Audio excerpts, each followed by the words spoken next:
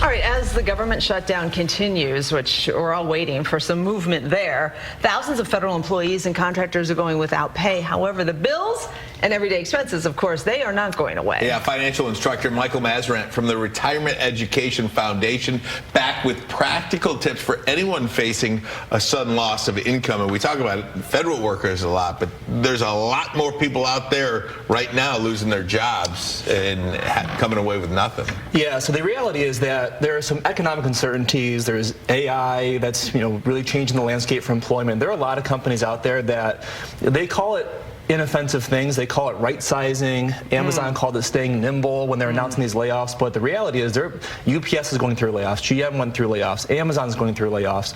It is really important for people to be prepared about this. And what we see in the class a lot, so in the class we see people in their 50s, and we call the people in their 50s the invincibles. People in their 50s tend to think that they're untouchable in the workforce because they're at the peak of their career. They're most efficient at this point in their career, and they think there's no chance I'll get laid off. That's not the truth. You're also the most expensive. So it's really important to be prepared. This can happen to anybody. Okay, so prior to this moment happening, hopefully you have that emergency fund set up. But now, what do you do in the moment that this happens? Yeah, so immediately file for unemployment because it could take a couple weeks to get the income rolling. So file for unemployment immediately, and then make sure you understand what is your health insurance. So most, especially larger companies, will have a health insurance package for people laid off. A couple weeks, couple months, and then you can jump onto COBRA as well to give you time to figure out your health insurance.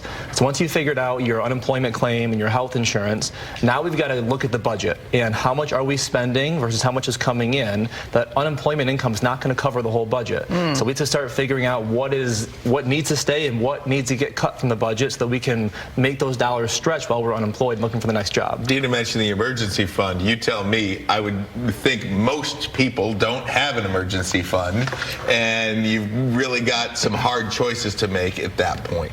For sure. That's why being prepared is so important. I understand people think, that won't happen to me. It can happen to anyone, and it might not just be layoffs.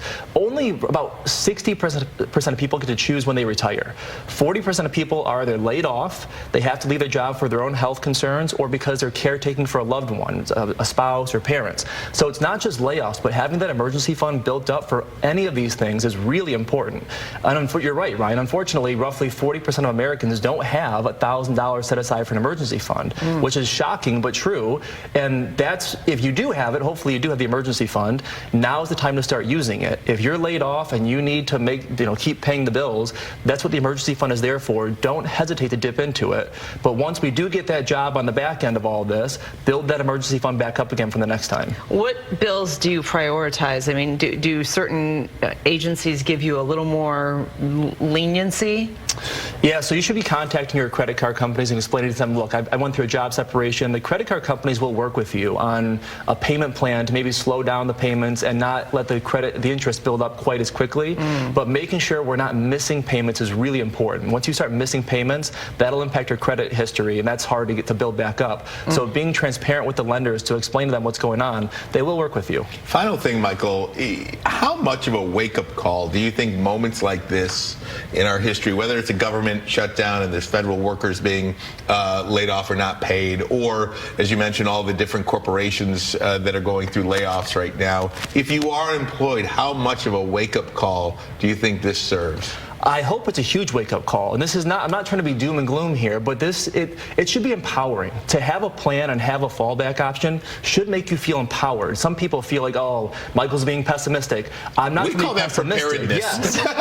you should feel empowered and proud that if something happens to me, I'm going to be okay. And understanding when there are recessions, that's when the stock market falls, that's when layoffs happen. Have a backup plan. Well, it's good information and so timely. Thank you so much, Michael. The website is refedu.org. And don't see it as doom and gloom. See it as being ready. Exactly. You'll sleep better at night. Yeah, for sure. Absolutely. Yeah, if you have those, make those hard choices now.